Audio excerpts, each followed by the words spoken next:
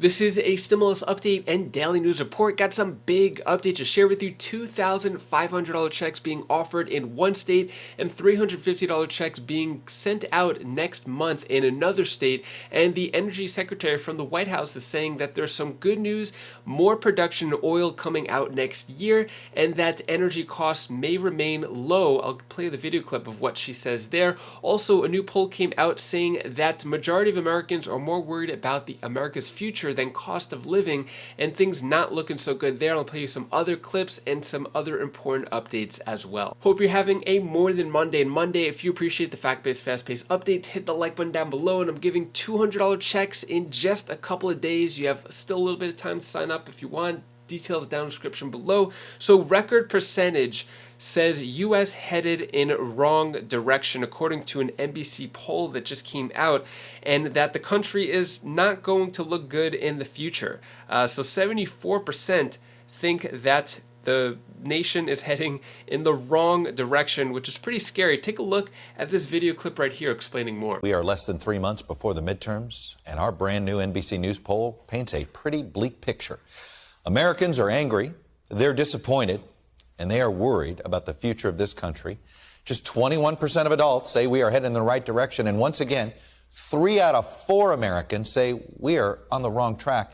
In fact, this number, never before in our poll, has this wrong track number been over 70% for this long. It's been nearly a year now. 58%, by the way, say America's best years are behind us. That's an all-time high in our poll. So what is behind this rise in pessimism about our country's future? Well, it starts with this. Americans don't like either party, and they don't like anyone in power. Take a look at this. Both political parties are very unpopular, one slightly more than the other. It's a similar story with both the current and former presidents, with the former president's negatives actually rising a bit faster than we'd seen since our last poll. The current and former vice presidents, also both deeply unpopular, almost identical. And even the 2 politicians who have most publicly stood up to the leaders of their own parties, Joe Manchin and Liz Cheney, well, no one likes them either. And with their own parties, they are the most unpopular. So add it all up, and this country now has low confidence in a bunch of institutions, Justice Department, the Supreme Court, even our public schools. And for the first time ever, when asked what is the most important issue facing this country, the top answer was not an economic issue. It was threats to the democracy, higher than cost of living, or jobs, or guns, or even abortion. So this is the environment in which voters are going to the polls this November. They're pretty angry. In a normal year, these numbers would forecast electoral doom for the party in power. But boy, these midterms, they're going to be unlike any we've seen in history. And I'll warn you, the old rules of politics probably don't apply. So what are your thoughts on that? Is the country headed in the right direction, the wrong direction? Could there be more done to help the current situation of what's going on now? Let me know your thoughts. When it comes to stimulus news, Americans could be in line for direct payments worth up to $2,500. See the exact date of fast approaching deadline. So this is going on in the state of Montana. So in Montana, the way that the checks work out is the plan would send income tax rebates of up to $1,250 to individuals and up to $2,500 to couples. In addition, homeowners would be eligible to claim property tax rebates up to $1,000.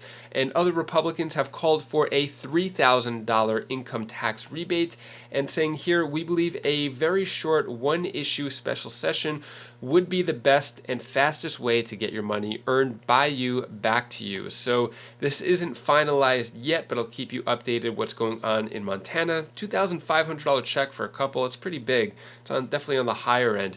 And then for stimulus check update 2022, new $350 relief checks from $1.2 billion pot start in September. See if you qualify. This is going on in Georgia, and the checks will be given to Georgians who benefit from Medicaid, subsidized child health care insurance, food stamps, or cash welfare assistance, according to Governor Brian Kemp. And yeah, this money is going to be sent out. $350 is going to start in just a few weeks, coming from the governor there. And then there was a new proposal from another state here in Ohio. Ohio Democrat pitches checks worth up to $750. So in this plan, it would send $350 to individuals and then $750 to couples. Now, this is just a pitch, a proposal. It's not finalized yet in Ohio.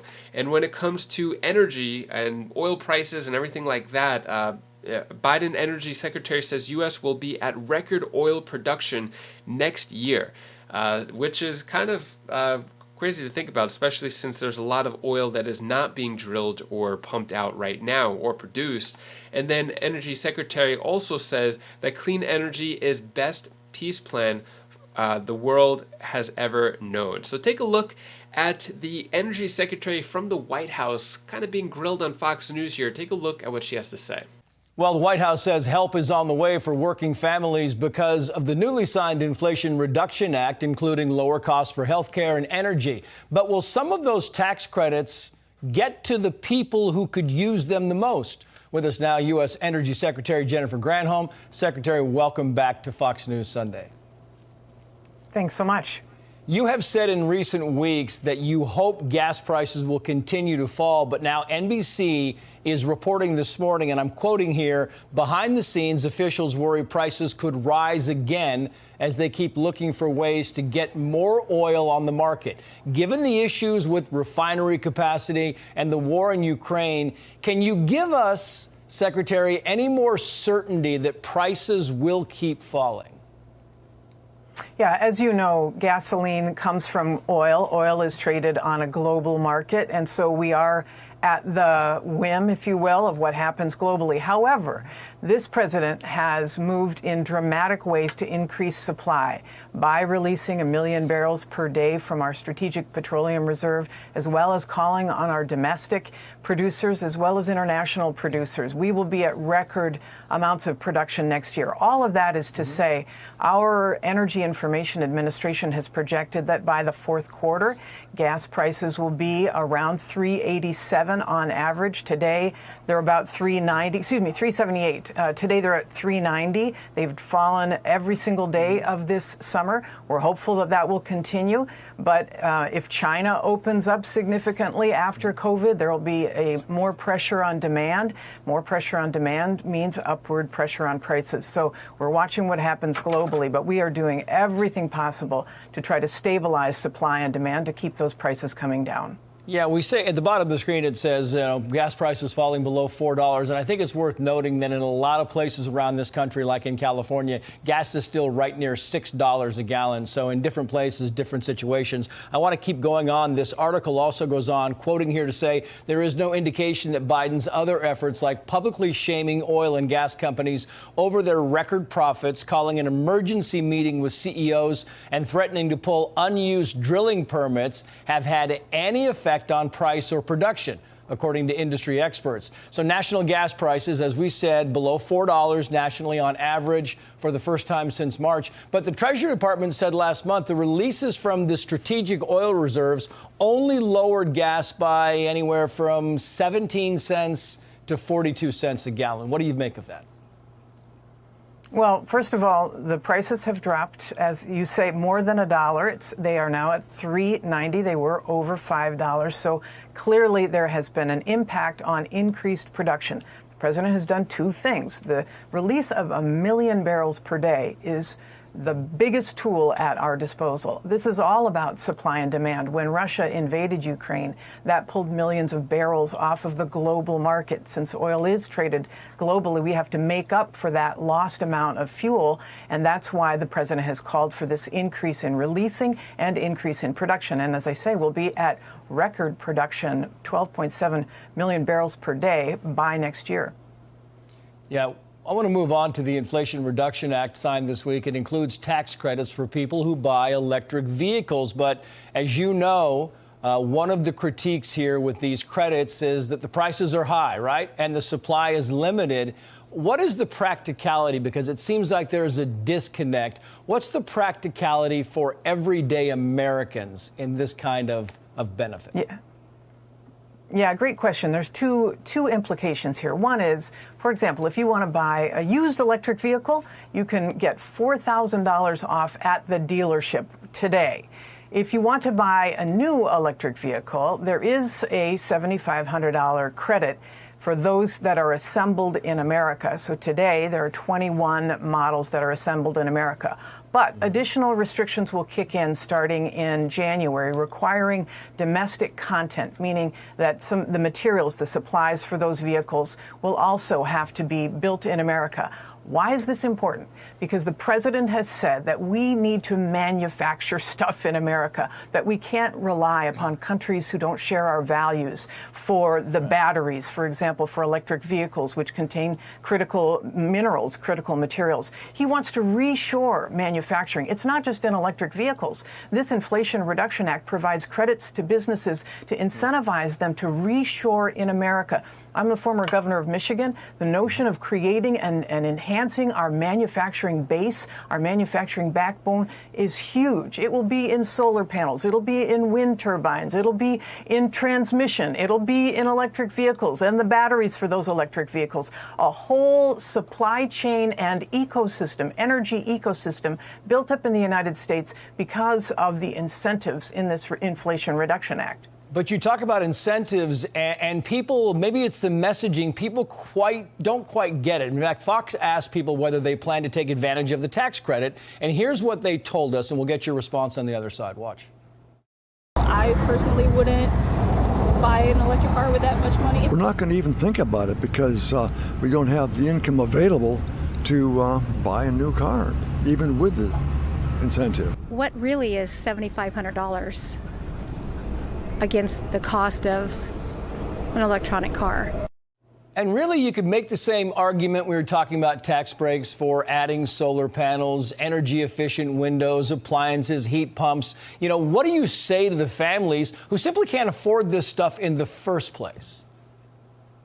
Well, number one, for your home, yes, there are significant incentives in this bill, which is great, to reduce people's energy costs on a monthly basis. So if you are low income, you can get your home entirely weatherized through the expansion from the bipartisan infrastructure law, a significant expansion. You don't have to pay for anything. If you want heat pumps, insulation, new windows, that is covered. If you are moderate income, today you can get 30% off the price of solar panels. Those solar panels can be financed, so you don't have to have the big outlay at the front. And when they're financed in a way that reduces your energy bill, even though you have solar panels. With this 30% off, it's a significant incentive. Same thing with if you don't qualify for the weatherization program, you will be able to, starting next year, get rebates on the appliances and equipment that will help you reduce your monthly energy bill by up to 30%. This is all about reducing costs for people. So it looks like electric cars seem to be somewhat of a solution, but they're still kind of expensive. They take a long time to charge, and there's not many charging stations around. So probably 5 years from now, electric cars, the technology will fully be there and be much better. But what are your thoughts on all the other things that were said by Energy Secretary? Let me know your thoughts, and that is all the news that I have for you today to hopefully cheer you up a bit. Here's my daughter Bella's tip of the day. Hi guys, this is Bella. This is the tip of the day. I just want to tell you that you should always be grateful what you have. Karma is the one that, karma, if you give things out to the world, it comes back to you. If you have a friend that is really special to you and you give them a gift and they give you back a gift. That's what karma is all about. Giving gifts. Like, if you put silliness out in the world, you'll get silliness back. And it's like, you should always be grateful for, the holidays that have came. And also, if you have friends that you care about, you should always give gifts to them, and they'll give gifts to you. Because that always happened to me, and I just love it. Bye! Thank you so much for watching. Appreciate all of your support. If you like how I get straight to the point and show you the sources that I get all the news from, hit the like button, subscribe to the channel. Don't forget about those $200 checks. And if you want to check out any of my other videos on my other channels, you could click right up here, and I'll see you in the next video. Take care, be safe. Thank you for watching.